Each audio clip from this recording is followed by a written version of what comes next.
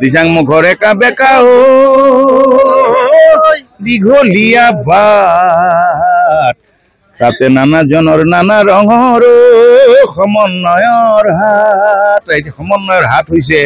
আৰু ইয়া হল সমাধি তীৰ্থ হৈছে ৰাজীৱ শদিয়া সমাধি তীৰ্থত হাৰে থাকিব সদায় হাৰে আছে প্ৰজন্মই সদায় বিচাৰিব সকলোলৈ ধন্যবাদ ইতিমধ্যে গুণমুগ্ধ সকলে ভিৰ কৰিছে আৰু দেখা পোৱা গৈছে পুৱাৰ ভাগৰ পৰা আসলে উদুলি মুদুলি পৰিৱেশ আৰু দেখুৱাইছো আৰু এনেদৰে যেহেতু ভোজ ইতিমধ্যে বনোৱা হৈছে জয়ন্ত এয়া দেখা পোৱা গৈছে ডাঙৰ ডাঙৰ আসলে সসপেন কেৰাহী ইয়াত ৰাইজৰ বাবে ভোজ যেহেতু 33 টকা ইতিমধ্যে পাকঘৰ ইয়াত বনাই দিয়া হৈছে ভোজৰ আয়োজন কৰা হৈছে আৰু মই পুনে পুনে শিল্পী মহেন্দ্ৰ হাজৰিকা আছে মই তেখেতৰ ওচৰলৈ যাম আৰু তেখেতৰ ভাষ্য সংগ্ৰহ কৰিবলৈ যত্ন কৰিম এটা আপোনাৰ ওচৰলৈ আহিছো আজি যেহেতু শিল্পী গৰাকী কখন মৰম যাচিবলৈ আহিছে লক্ষাধিক লোক আহিব সকলে কি কৰিব আসলতে ইয়া হল জাতিৰ সৌভাগ্য এজনৰ ত্যাগ এটা বৰ্ণাঢ্য জাতিৰ সৌভাগ্য গতিকে তেওঁ সাধক আছিল সাধনা কৰিছিল আৰু অতি কম সময় পালে সেইটো দুৰ্ভাগ্য অতি দুৰ্ভাগ্য যে অতি কম সময় পালে অতি কম সময়ৰ ভিতৰত যিটো আলোড়ন দি থৈ গল গণজীৱনত অসমৰ খাটি খোৱা শ্ৰদ্ধাশীল শ্ৰমজীৱী পৰা আৰম্ভ কৰি একেবাৰে সঁচা মনৰ মানুহবিলাকৰ কাৰণে তেওঁ আজিৰ তাৰিখত ঈশ্বৰ স্বৰূপ হৈ পৰিছে সাহস আৰু প্ৰেৰণা চেতনা হৈ পৰিছে ই আমাৰ অনাগত দিনৰ সকলো প্ৰজন্মৰ কাৰণে সৌভাগ্য গান গান শেষৰ মোৰ গীতেই তেওঁ আৰম্ভ কৰি বা মোৰ গীতৰ প্ৰেৰণাৰে তেওঁ আগবাঢ়িছিলে মোৰ সেই অনুপ্ৰেৰণাৰে আগবাঢ়িছিলে গতিকে মোৰ গীতবিলাক গাইছিলে তাৰপিছত তাৰ পৰা প্ৰেৰণা লৈ নতুন নতুন ঠিকনা বিচাৰি পাইছিলে গতিকে মই এইটো সময়ত কৈছে মই গান গোৱাৰ কোনো হেৰি নাই তথাপিতো যে দিচাং মুখৰ একা বেকা দীঘলীয়া বাট তাতে নানাজনৰ নানা ৰঙৰ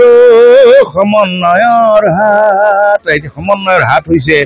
আৰু ইয়া হল সমাধি তীৰ্থ হৈছে ৰাজীৱ শদিয়া সমাধি তীৰ্থত হাৰে থাকিব সদায় হাৰে আছে প্ৰজন্মই সদায় বিচাৰিব সকলোলৈ ধন্যবাদ হয় জয়ন্ত মহেন্দ্ৰ হাজৰিকা আৰু এক বিশাল আয়োজন বুলি ক'ব লাগিব এই মুহূৰ্তত যিহেতু স্বতঃস্ফূৰ্তভাৱে লোক পুৱাৰ ভাগৰ পৰাই বাছে ওলাই আহিছে বিভিন্ন প্ৰান্তৰ পৰা অসমৰ বিভিন্ন প্ৰান্তৰ পৰা আহিছে আৰু এই মুহূৰ্তত যিহেতু দেখা পোৱা গৈছে এনেদৰে সকলো ভিৰ কৰিছে আৰু যিহেতু দেখা পোৱা গৈছে যে ৰাইজৰ এনেদৰে উৎসাহ শিল্পীগৰাকী শেষবাৰৰ মৰম যাচিব সকলোৱে আহিছে আচলতে মৰম যাচিবলৈ আৰু এই মুহূৰ্তত যিহেতু দেখুৱাইছো নিউজ 8 দৰ্শকৰ বিশাল আয়োজন শদিয়াৰ টুপচিঙা গাঁৱৰ পৰা জয়ন্ত যিহেতু কিছু দুৰ্গম এলেকা বুলি ক'ব লাগিব আৰু পথাৰত যিহেতু এই আয়োজন কৰা হৈছে টুপচিঙা গাঁৱৰ যি পথাৰত যাৰ বাবে কিছু নেটৱৰ্কৰো ইতিমধ্যে প্ৰব্লেম যাৰ বাবে আমি হয়তো কিছু দৃশ্য আমি কিছু ঠাইত গৈ হয়তো দেখাব যত্ন কৰিম যদিও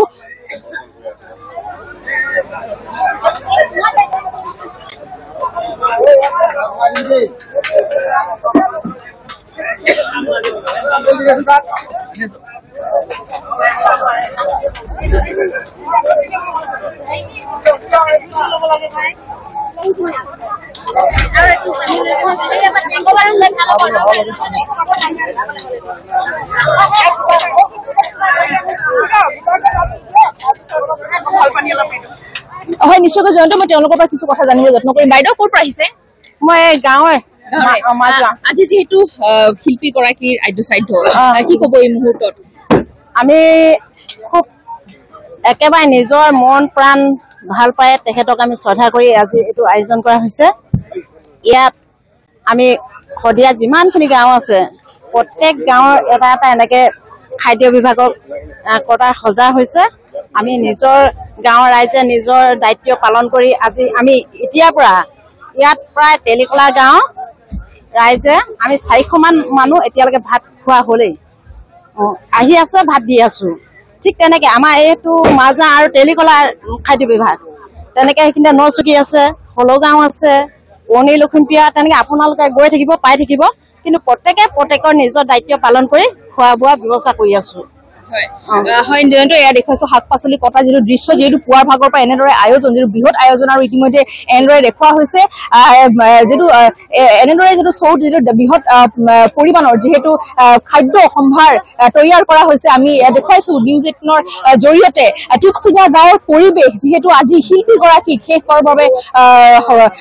সকলোৱে আছিলে মৰম যাচিবলৈ আহি লক্ষাধিক লোক আজি সম্ভাৱনা কৰিছে সকলোৱে আহি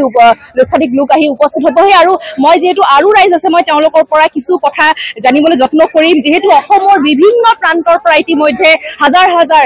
লক্ষাধিক লোক আহিব বুলি কৈছে হাজাৰ হাজাৰ লোক আহি ভিৰ কৰিছে মই আৰু কিছু কথা জানিবলৈ যত্ন কৰিম দাদা আপোনাৰ ওচৰলৈ আহিছো শিল্পীগৰাকীক মৰম দিবলৈ আজি কিন্তু দেখা পোৱা গৈছে আচলতে ৰাজীৱ সৰুৰ পৰাই তাৰ সি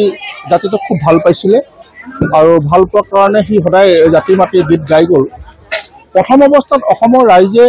ৰাজীৱৰ গীতবিলাক বৰ এটা ভালদৰে আদৰি লোৱা নাছিল আচলতে গম পোৱা নাছিল বা গীতবিলাক ভালকৈ শুনিবলৈ চেষ্টা কৰা নাছিল কিন্তু মৃত্যুৰ পিছত ৰাজীৱৰ গীতবিলাক গোটেই অসমত চৰ্চা হৈছে আৰু গীতবিলাকৰ যোগেদি ৰাজীৱে ইমান ধুনীয়া এটা মেছেজ জাতিটোক দিবলৈ বিচাৰিছিলে সেই কথাখিনি অনুভৱ কৰি আজি অসমৰ বিভিন্ন প্ৰান্তৰ পৰা ৰাইজ আহি পেলাই উপস্থিত হৈছে অৰ্থাৎ আজি এই শদিয়া টুপচিঙা এই পথাৰ আজি জাতীয়তাবাদৰ এটা ধাৰালৈ ৰূপান্তৰিত হ'ল সেইটো কাৰণে আমি আচলতে আজি অলপ সুখী অনুভৱ কৰিছো যে অন্তত জীয়াই থাকোঁতে ৰাজীৱক যি শ্ৰদ্ধাঞ্জলি যি শ্ৰদ্ধা পাব লাগিছিল যি আদৰ পাব লাগিছিল সেইটো নাপালে যদিও মৃত্যুৰ পিছত ৰাজীৱলৈ যি অভূতপূৰ্ব শ্ৰদ্ধাঞ্জলি অসমৰ ৰাইজে আগবঢ়াইছে ই এটা খুব শুভ লক্ষণ আৰু এই ৰাজীৱৰ শ্ৰদ্ধাঞ্জলিৰ যোগেদি আমি অসমৰ মানুহখিনিক কৈছো আহক আমি জাতীয়তাবাদৰ পক্ষত থিয় হওঁ ৰাজীৱে গীতৰ যোগেদি এটা কথা কৈ গৈছিল যে আমি গোটেই অসম ঘূৰিলো অসমীয়া বিচাৰি নাপালো অৰ্থাৎ আমি আজিও আহোম হৈ আছো কলিতা হৈ আছো মৰাণ হৈ আছো মটক হৈ আছো অসমীয়া দেখি নাপালো বুলি কৈছে সেইকাৰণে আজি আমি অসমৰ ৰাইজক ইয়ালৈ নিমন্ত্ৰণ জনাইছো আহক আমি অসমীয়া হৈ অসমীয়া জাতীয়তাবাদৰ স্বাৰ্থত ঐক্যবদ্ধ হৈ জাতিটোক সুৰক্ষিত কৰোঁ গতিকে জাতি ৰক্ষাৰ সংকল্পৰেও আজি ইয়াত অসমৰ বিভিন্ন প্ৰান্তৰ ৰাইজ উপস্থিত হৈছে আপুনি বিচৰা বাতৰি পাব কেৱল নিউজ 18 এপত নিউজ 18 এপ ডাউনলোড কৰিবলৈ স্ক্যান কৰক এই QR কোড গুগল প্লে ষ্টৰতো পাব এই নিউজ 18 এপ